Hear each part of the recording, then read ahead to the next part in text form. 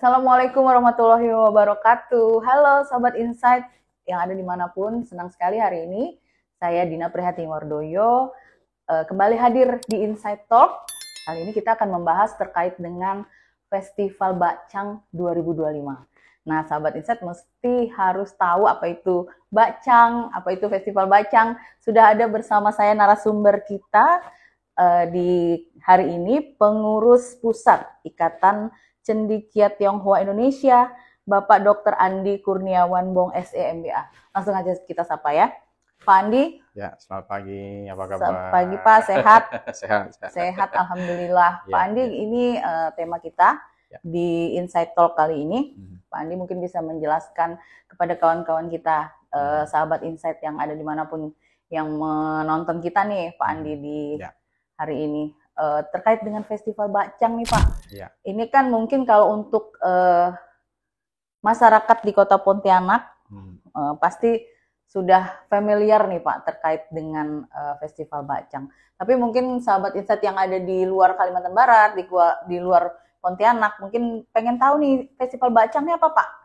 Mungkin bisa dijelaskan. Ya, jadi namanya juga festival, berarti ada acaranya gitu. Ya. Nah, seperti biasanya namanya festivalnya orang Tionghoa itu ada harinya, ada makanannya, dan ada acaranya. Nah, ini tiga ini biasanya ada gitu. Nah, kalau Festival Bacang itu setiap tahun itu jatuh pada penanggalan Imlek itu hari kelima, bulan kelima. Jadi kalau tahun 2025 ini jatuh pada tanggal 31 Mei 2025. Nah, jadi ini diperingati setiap tahun oleh masyarakat Tionghoa di seluruh dunia. Dan Festival Bacang ini adalah salah satu festival besar ya yang dirayakan oleh masyarakat Tionghoa dimanapun mereka berada. Oke. Ya. Berarti Festival Bacang ini bisa dibilang dilakukan oleh seluruh masyarakat Tionghoa di seluruh dunia ya Pak, betul. yang merayakan seperti itu ya. Di bulan kelima. Hari kelima. Hari kelima, oke. Berarti kalau untuk di Kota Pontianak nanti tanggal berapa Pak? 31 Mei. Baik, 31 Mei. Nah, sekarang sejarah kenapa Bacang, Pak? Mungkin bisa dijelaskan ke sahabat Insight yang ada di rumah. Jadi, asal-muasal sejarahnya itu dari seorang menteri di zaman dinasti dulu, gitu ya. Ini alkisahnya gitu ya. Dia adalah menteri yang setia kepada kaisar, kepada negara, tetapi juga ada koleganya yang tidak setia, yang berusaha untuk merebut posisinya, ya berusaha memfitnah dia, yang akhirnya kaisar jadi berubah sikap terhadap dia, gitu, sehingga dia diasingkan, tetapi negara terpuruk, ya terjadi korupsi yang merajalela, dan sebagai protesnya terhadap ketidaknyamanan penyelenggaraan negara pada saat itu, dia bunuh diri, dia loncat ke satu sungai.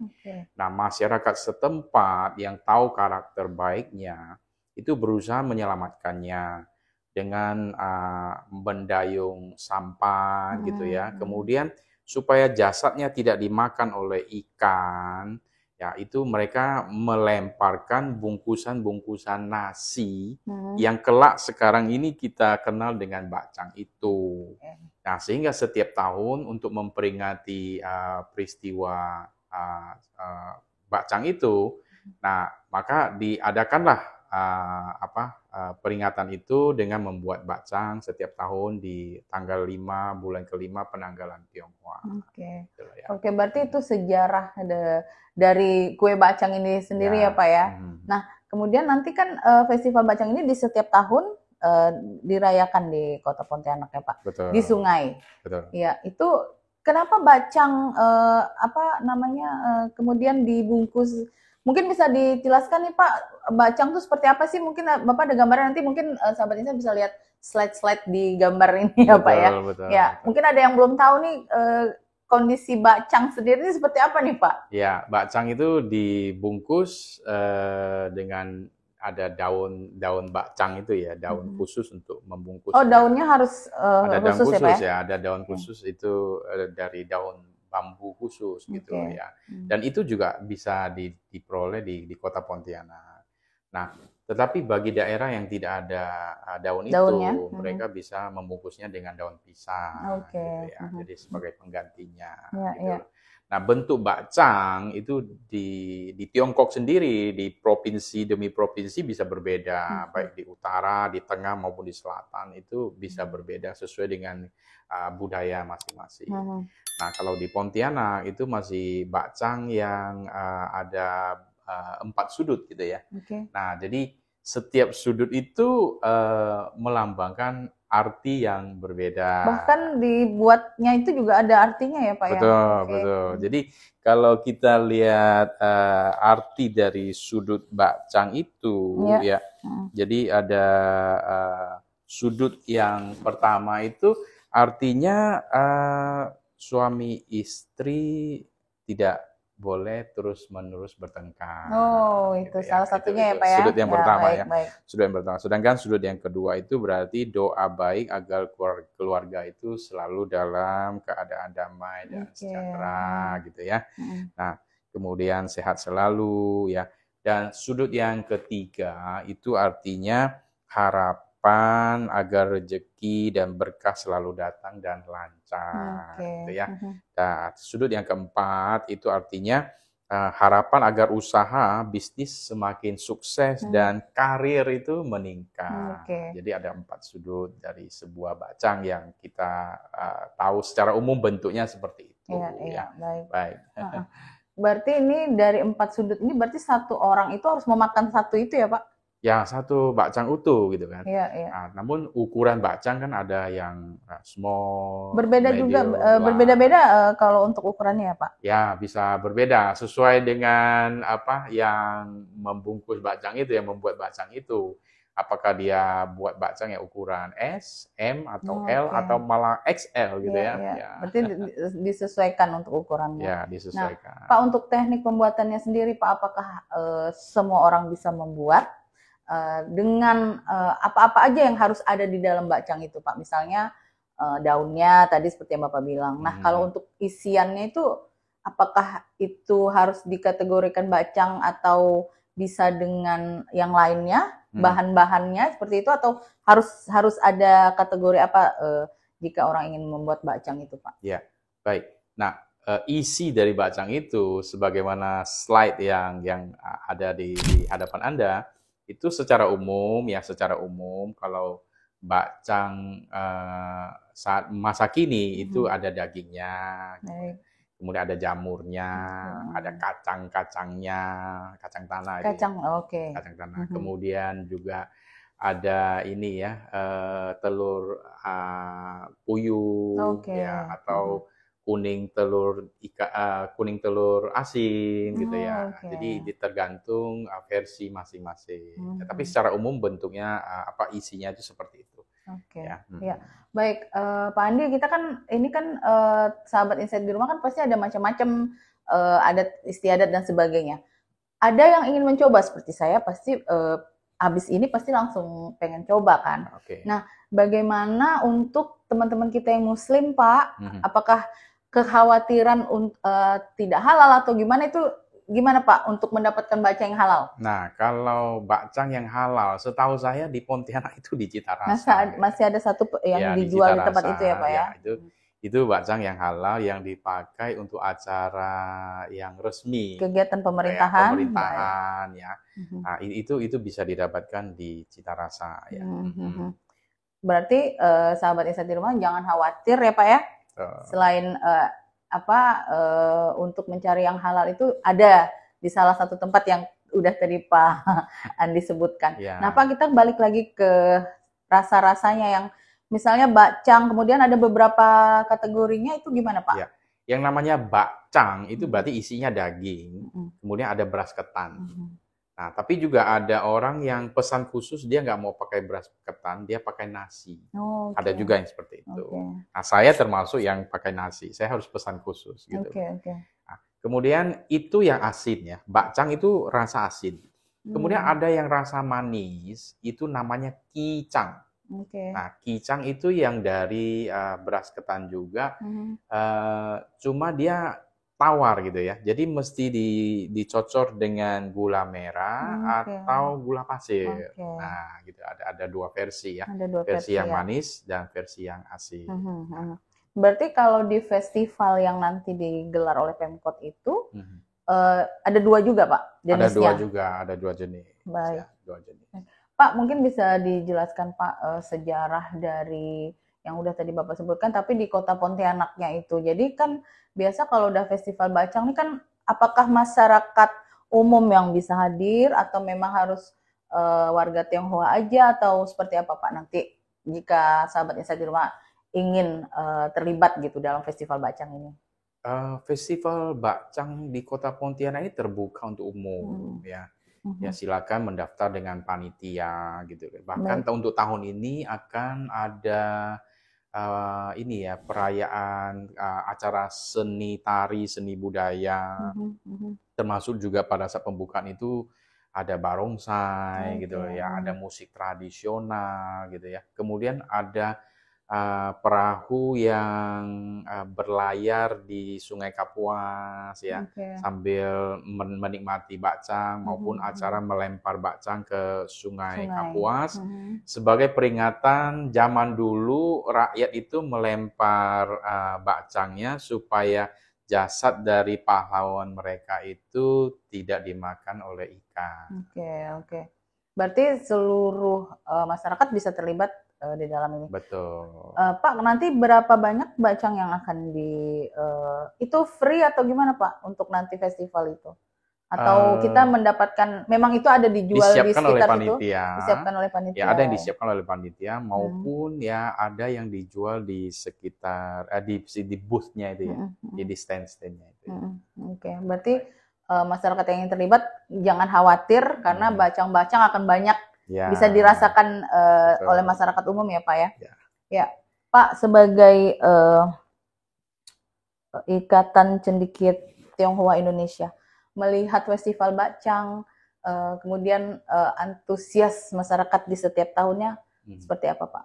Saya melihat sih antusiasnya selama ini positif. Bahkan untuk tahun 2025 ini MABT bekerjasama dengan Pemkot malah meningkatkan perayaan ini menjadi satu festival yang lebih besar, yang ada seni budaya, seni tari, kemudian ada pasar malam gitu ya, sehingga masyarakat lebih bisa menikmati acara maupun lebih memahami sejarah dari bacang itu, bahkan bisa belanja bacang. Gitu ya.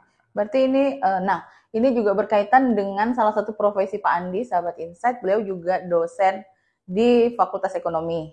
Baik, Pak Andi melihat festival bacang, kemudian ini kan wisatawan pasti akan masuk ke Kota Pontianak, Pak. Betul. Karena salah satu daya tarik ke Kota Pontianak di Kalimantan Barat ini. Sebagai dosen, pengajar, melihat mungkin ini dari sisi perekonomiannya mungkin ya Pak. Ya. Apakah masuk ke dalam materi-materi yang Bapak berikan itu atau gimana Pak terkait dengan ekonomi di Kota Pontianak? Jadi Kota Pontianak ini kan ikonnya adalah kota perdagangan dan jasa ya. Kemudian diharapkan dengan peningkatan perayaan bacang di tahun 2025 ini diharapkan lebih bisa gaungnya lebih bisa terdengar, lebih nasional lagi, bahkan kita juga dekat dengan perbatasan Malaysia maupun Brunei, diharapkan mereka juga bisa datang gitu kan untuk melihat. Bahkan ini juga berdekatan dengan Gawai Daya, ya mungkin mereka bisa menyatukan kedua event ini, sekalian datang sekaligus menikmati kedua event itu, karena selisihnya tidak jauh. Benar, gitu ya. Benar. Artinya keterkaitan antara dunia wisata dengan perekonomian itu sangat erat ya Pak. Betul, betul. Apalagi di Pontianak kan ada wisata sungai, ya, Betul. ada wisata kuliner, ya. Kemudian ada juga wisata religiusnya, gitu ya. Bisa mengunjungi berbagai tempat, ya, bisa menikmati berbagai macam makanan khas di Kota Pontianak. Pontianak, iya. Baik, Pak, itu nanti kegiatan festival bacangnya di mana, Pak? Kegiatan Festival Bacang tahun ini di Kota Pontianak itu di Taman Alun Kapuas, Taman ya, Alun Kapuas. di tempat penyeberangan feri itu, ya, pada tanggal 31 Mei, ya, mulai dari pagi sampai malam. Itu satu hari aja atau? Satu hari, Oke. ya. Ya, Pak, mungkin tadi saya ingin tahu bacang ini dinikmati di segala suasana dengan menggunakan minuman apa yang cocoknya, atau memang ini adalah makanan yang hanya ditemui di satu momen, atau memang setiap hari bisa dinikmati oleh keluarga dan sahabat Insight di rumah, Pak? Iya, karena namanya Festival Bacang, ini setahun sekali. Ya, bulan ke-5, tanggal 5 penanggalan Tionghoa, yang mana tahun ini jatuh pada tanggal 31 Mei 2025. Nah, ini setahun sekali. Setahun sekali bisa dinikmati dengan, biasanya kalau orang Tionghoa itu kan teh.